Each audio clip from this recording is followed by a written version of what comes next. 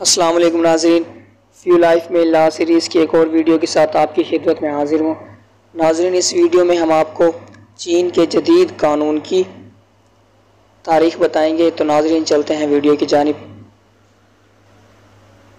خیال کیا جاتا ہے کہ مغربی قانونی تحریروں کا چینی زبان میں تعارف اور ترجمہ لین زیکسو کے زیر اہتمام 1839 میں شروع کیا گیا تھا۔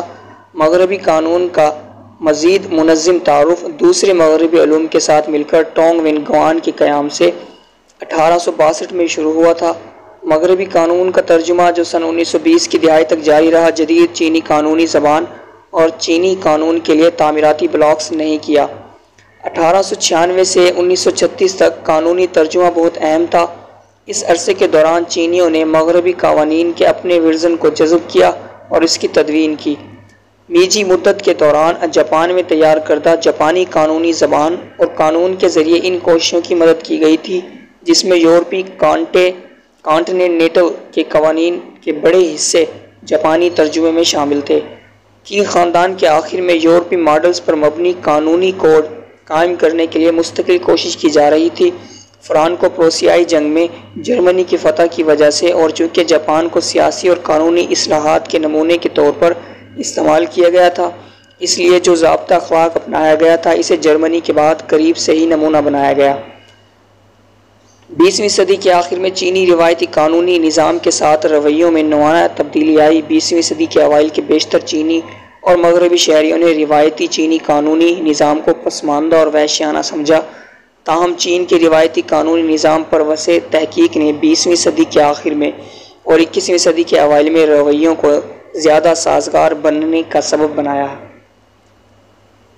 20ویں صدی کے اوائل میں وسط کے محققین روایتی چینی قانونی نظام کا موازنہ اس وقت کے عصری نظاموں سے کرتے ہیں۔ اس سے یہ معلوم ہوتا ہے کہ یہ بچھڑا ہوا ہے۔ تاہم حالیہ تحقیق میں 18ویں صدی کے چینی قانونی نظام کو 18ویں صدی کے یورپی نظاموں سے تشبیہ دی گئی تھی، جس کے نتیجے میں روایتی چینی قانون کے بارے میں کہیں زیادہ مثبت نظریہ ملا۔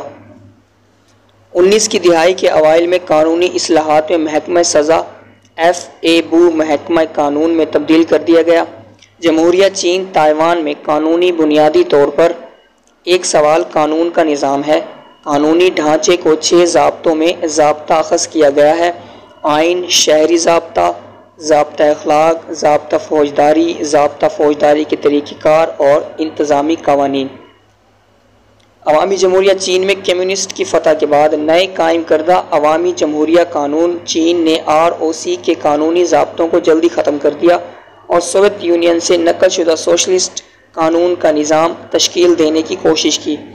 چین سوویت تقسیم 1960 سے 1989 اور ثقافتی انقلاب 1966 سے 1976 کے ساتھ تمام قانونی کام انسداد انقلابی ہونے کے شبے میں پڑ گئے اور قانونی نظام کو مکمل طور پر ختم ہو گیا۔